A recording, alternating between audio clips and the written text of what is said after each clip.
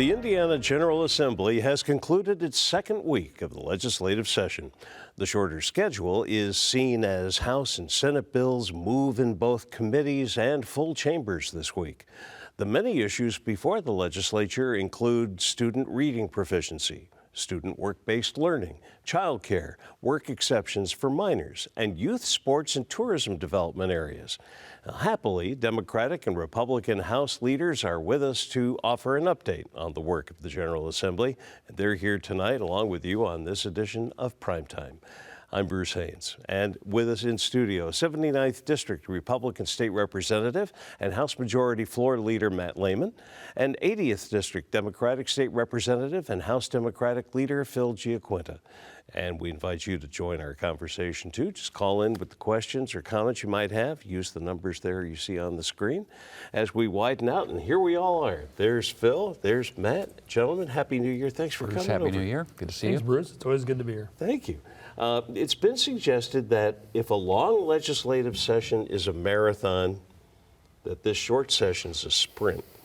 How would you describe where you are after 14 days, Phil? Good question. Like most sessions, they usually start off a little slower. I wouldn't necessarily say that was the case this year. Traditionally the Speaker gives his agenda for the House Republicans on Organization Day in November. I give my speech on the first day of session, which was a week ago Monday, laying out our priorities.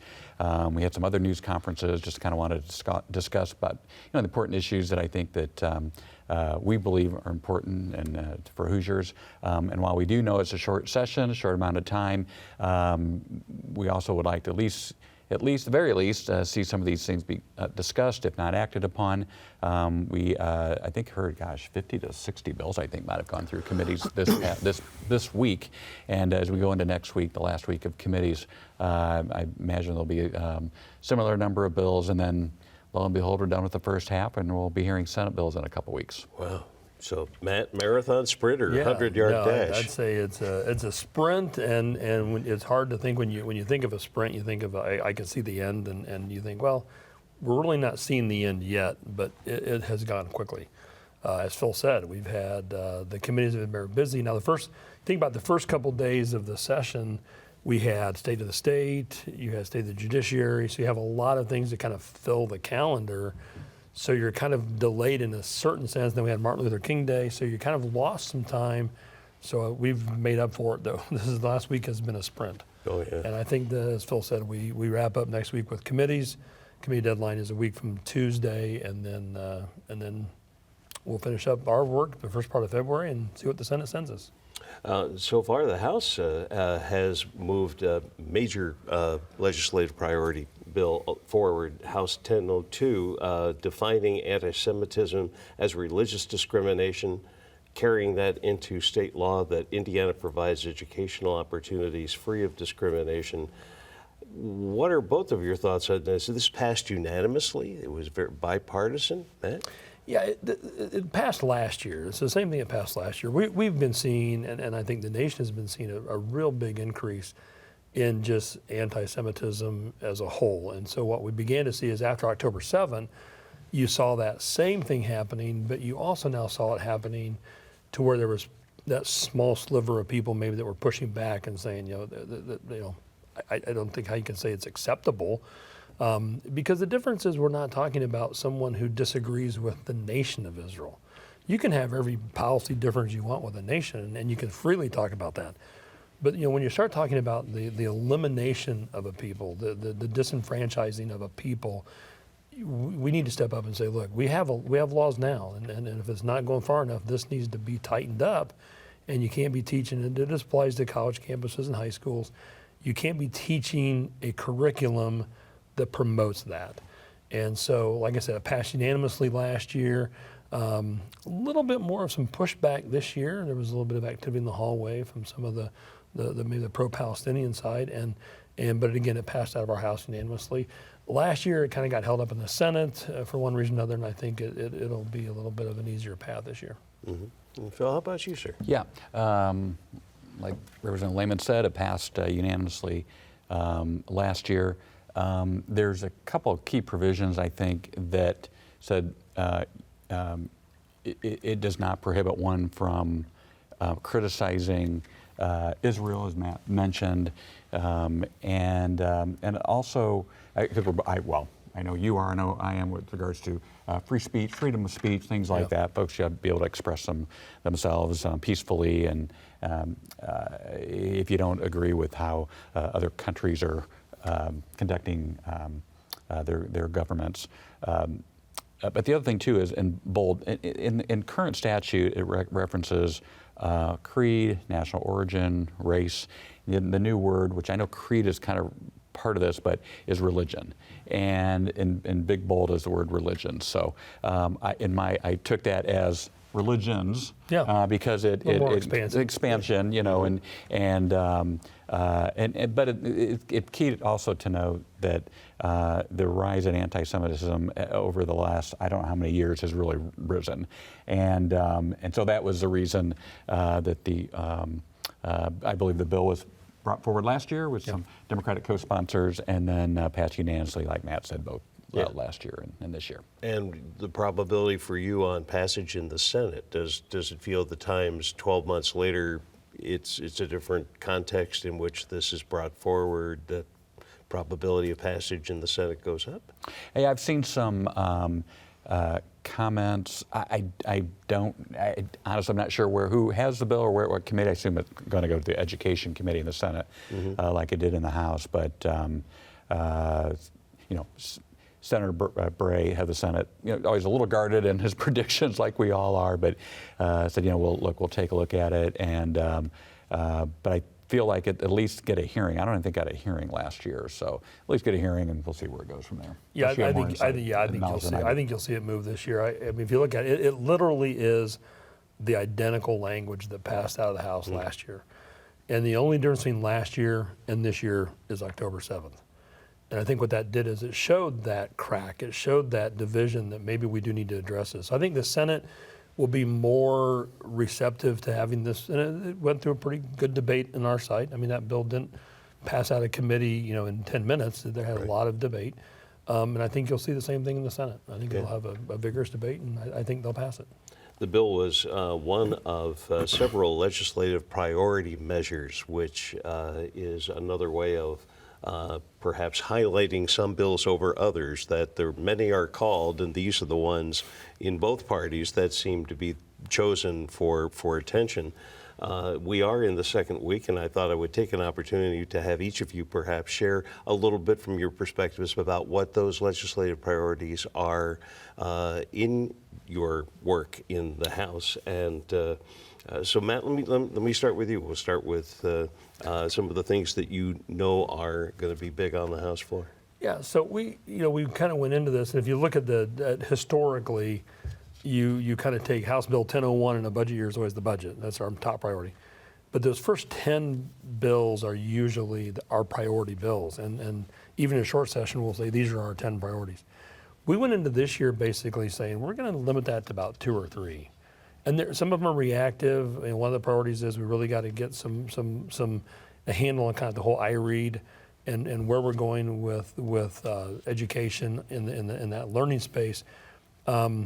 Whether it's, you know, kind of a little bit of expansion of 1002 from last year, which was the workforce development, some of the education things around workforce development, getting more of that, expanding that, allowing some of the scholarships, some of your savings accounts, your education savings accounts, to go to those types of spaces.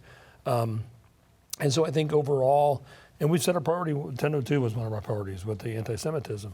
So I think we've kept our priorities, I'd say, pretty small request. You know, we feel too, you know, one of the things I think we've kind of taken the approach this year is we've done a lot in the last 10 years and things that I'm very proud that we've done. But some of this needs to bake a little too, you know. So we have a tendency sometimes to pass something into law.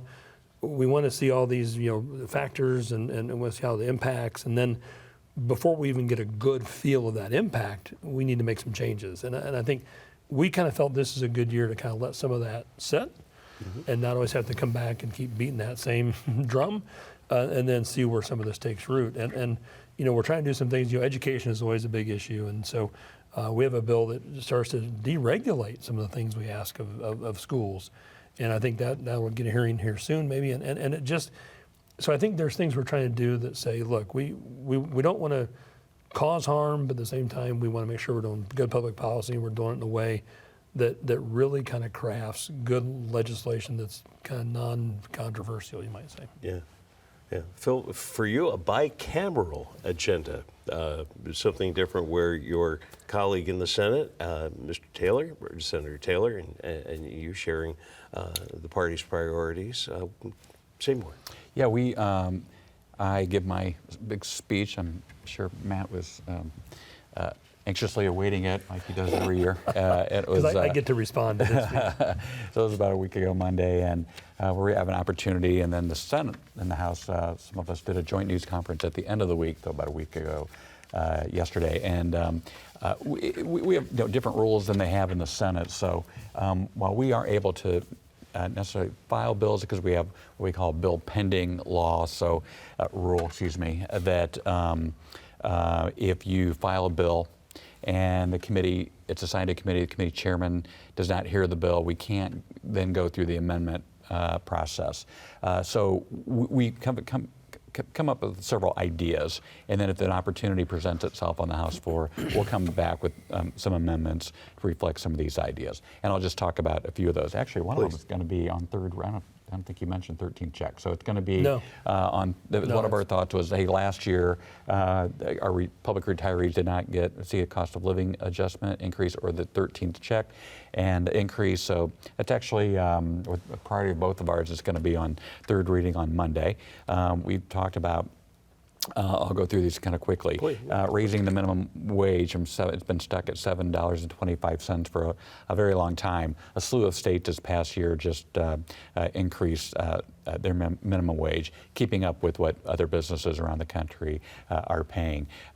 We recognize the fact child care is very expensive. When it costs more to send your kid to child care than it does to a public college, public university in the state of Indiana, you know there's a problem. I think the Senate's actually got some ideas on that.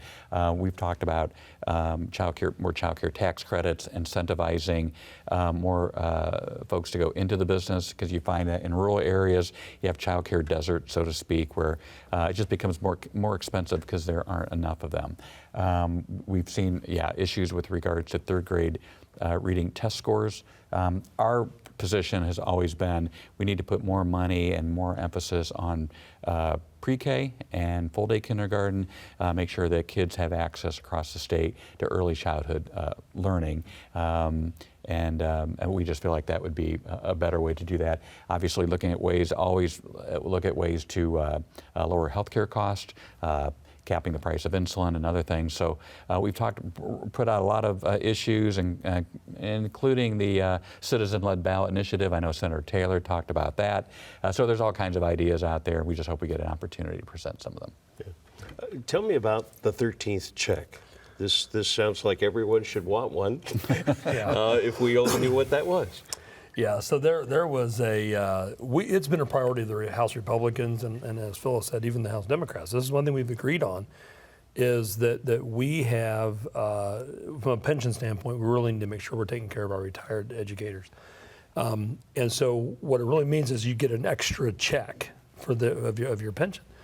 And every year we've done that, the Senate seems to not go along with that. Now, their response during the budget session was, well, we're going to put a cost of living increase in place, which is needed, but in some of those cases, that 13th check was a much more stable, fixed amount. That cost of living increase is too small. So we've always said, is there a way to kind of tier this in, right? When you want to get to eventually, we're focusing on just a cost of living increase, it shouldn't be that rapidly ended. So when we came into session this year talking about what are going to be our priorities, we've said we have consistently fought hard, both as Republicans and Democrats in the House, for that 13th check. So the Speaker agreed, let's make that one of our priority bills, and it is on the calendar for next week. And I think with that as the standard, you might say, that raising that bar a little higher for the Senate, I think it's going to be harder for them to continue to say, well, it's just not needed. Because it has shown, and we've shown it evidently, that it needs to be done.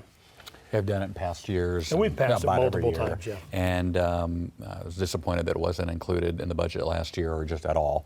And so, so we're happy to see that on third reading in the House on Monday. It'll go to the Senate. We'll keep our fingers crossed, and hopefully they see the light of day. Very good. Yeah.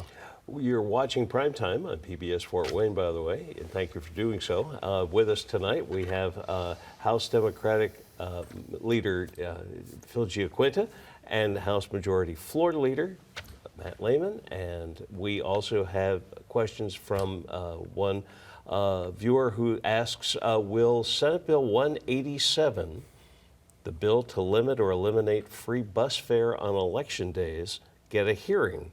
How much support will this bill have? We have House leadership. Feel free to talk about a Senate bill. I just saw this yesterday. I'm guessing it won't get a lot of support. I could be wrong on that, but I think it's a new legislator, maybe a new senator, is proposing that. And I would hope not. I think anything that I've always maintained anything that we can do to encourage voting, make it easier for folks to vote, is a good thing, and I would hope that would not pass, and I kind of doubt that bill will get a hearing. It probably might be too complicated in a short session, and trying to do kind of election stuff in an election year is always difficult too. And you always run into the issue of, okay, so if we're going to talk about that, what else would we talk about with changing the election system? So that's the kind of bill that ends up getting amendments to it that just become extremely complicated. So if you're going to have that discussion, I think it really needs to be a long session discussion. But I don't see that bill getting here. Again, we can't, Phil and I don't speak on behalf of our Senate colleagues, and it is a Senate bill, but I would say it would be hard pressed to get this support it probably needs to pass. Yeah. Let me ask each of you, with all of the priority legislation, there's the personal legislation that's authored or co-authored or sponsored, and each of you has a few on file. And Phil, let me ask you first, what are some of the things that you're looking to focus on from your own perspective? It's interesting. I'm sure Matt agrees. We do hear from constituents from time to time, not just on sort of those big issues, big statewide ones, but maybe more smaller parochial issues, if you will. And I do have an issue in my district with regards to some alcohol laws. Those are always fun, trying to change those around. And there's just an example of a Italian market in my district, and who is having some issues related to the type of permit that they own. They want to be able to do some things with regards to carry out, and we're trying to adjust it. I think there's a similar bill in the Senate that did receive a hearing, and it was passed out of committee. Senator Holman's carrying the Senate. Senator Holman also represents this part where the market's located is in his district and mine, so we overlap there. And so I think the plan is to send it over to us, and let's see what we can. In fact, Representative Lehman's co-sponsor on the bill, so it's a good one to talk about, and I think it's going to help this particular small business that's doing good things, being able to enhance their business and productivity and all those good things. So we'll see where that goes. Okay. Keep my fingers crossed. We'll go with legislative volleys here. So I would say, so I always tell people we come from our area of expertise, and I'm an insurance guy. I try to keep an eye on what's going on in that world and making sure that we're doing good public policy and we're competitive, et cetera. Excuse me. We have a situation kind of growing nationally around, we're seeing foreign investment, we're seeing heavy private equity investment into our legal system. It's called lawsuit lending. So it's if I want to sue Phil over a trademark violation, I may sue him for $1 million, and someone comes in and says, hey, I'm going to put another $2 million on the table. Let's sue him for 10. Let's try to get a much bigger settlement. And now that $3 million I've got on the table to spend, I use now for better counsel. I can expand into get expert witnesses. The thing is, it's not transparent, so we have no idea where this money is coming from, and we're seeing evidence of foreign investment. And so I have a bill I call litigation funding, but I don't think it'll move, but it starts to set the table. Mm-hmm. And then we'll take it through what's called NCOA, which is a Council of Insurance Legislators I'm involved in, throughout the year, and then come back next year with hopefully a much better bill. But it's something we have to address, and we have to address nationally as well. And Congress has a couple of bills out there now kind of doing that. So that's an issue I've been following for several years. And then the last one I'll plug is the in 2026 is our 250th birthday, and I have in keeping with what we did in the bicentennial, we're going to have a 250 license plate, and so that's big heavy lift there. But that's. I was saving this for the end because it was You my gonna carry new. the torch again and jump around? Burn? No. No, Oh, probably okay. not. It was my word for the week, the semi-quincentennial. Yes, and if you put that in, if you're typing that on your computer, Like I say, can you it comes spell up that? as a spell check. There's no word for it. It wants to break it apart. So But this creates the commission, and there will be the a special. commission's been created, Commission's and now been the created. commission is saying we want to now start as we start to plan these events. We're going to plan, and one of them is going to be your ability to get a 250 license plate in for your vehicle in 2025 and 2026. Okay. Phil, let me go back to one that you are authoring. I remember it wasn't so long ago we were discussing the special carved out areas where open containers would be permitted for alcohol sales and so forth, the special designated area. The spirit of that came back to me in looking at the bill that is being developed to look at youth sports and tourism development areas that as one does for one particular interest, there's an opportunity to do some additional designations. Tell me more about that. Yeah, we have professional. We have sports districts, I should say, and where they actually collect the taxes. And so instead of going to the state, the taxes stay within that particular area. And I know Mayor Steve McMichael of New Haven's interested in this. Youth sports is really growing. It can be very popular in certain cities, where you have these kind of decent, pretty good sized complexes of basketball courts and other things where, and hockey and, with ice. And so, and I always think about it when it's two parents and bring their son or daughter to play sports. Maybe the little kid tags along as well. And so there's a real opportunity to enhance cities and increase revenue and things like that. So that Chris Judy's bill, and I went on it and happy to co-sponsor it with him, and we'll see what happens there. Again, maybe it's too much for a short session, but at least we'll start the conversation as we head into a budget year next year. I was thinking of youth measures as well, Matt, with some of the student work-based education going on in 1001. Yeah. And your bill 1062, you and Representative King about work exceptions for minors. This is specific to perhaps some areas of state over the others? Representative King's bill was put into another bill that had to do with mirroring our laws with federal labor laws. But one of the places, there's always been exceptions among, it's really among the Amish for pulling their kids out and working in the family business, et cetera. And some of those have now tightened to the point where they can't do that. And what Representative King's trying to do is get it back to where we've done it for decades of allowing them to be able to leave school at 15 and work at different hours than what the law would maybe require them to do. Now, again, we're not putting them into factories and things like that. It's a lot more of it is just in their family businesses and the small local businesses. So it is. I don't want to say it's centric to just that, but it's really an issue among the Amish. Right. There are big issues in a short space, and we talked about education literacy, and of course you mentioned healthcare, a variety of tax-related issues. How much of a challenge is it in our 2 minutes remaining that in the short session it's hard to do fiscal when fiscal is seen as something for a longer session like the one next year? Matt, I'll start with you. Yeah, I think it is what we have told our members is there are times, and some people come into the General Assembly with this idea that I'm going to change the world, right? In my short session, I'm going to change the world. I've said there's times this legislation takes time and to find the right fit, and especially if there's a fiscal impact, you're going to have it ready by budget, not now. And so a lot of bills out there, I think, do have potential, but that potential is a good time to vet that maybe this year, but spend your summer getting this in the right place and come back next year with a much better bill that's financially sound. Yeah, oftentimes you'll hear the phrase, we don't want to open up the budget. That means in a short session that we don't start doing that, because that can lead us to down different roads that maybe we don't want to go down. But certainly having these discussions now, we're, going to be back here in less than 12 months again. So there'll be certainly time to discuss some things. Now, obviously, in the past, we have opened the budget when needed, and if we feel like it's meets that emergency threshold or whatever, there is certainly the opportunity to do that.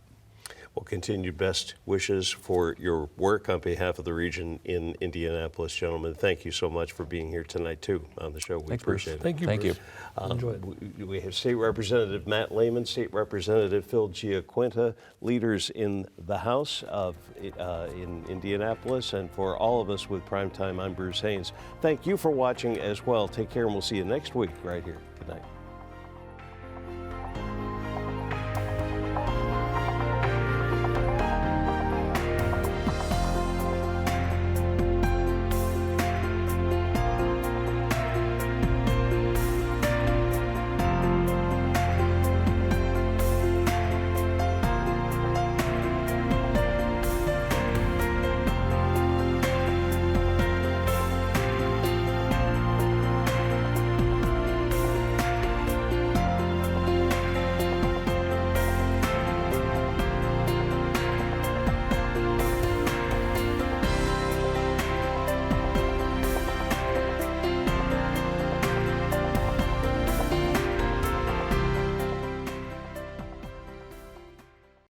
The preceding program on PBS Fort Wayne was made possible in part by Businesses constantly evolve.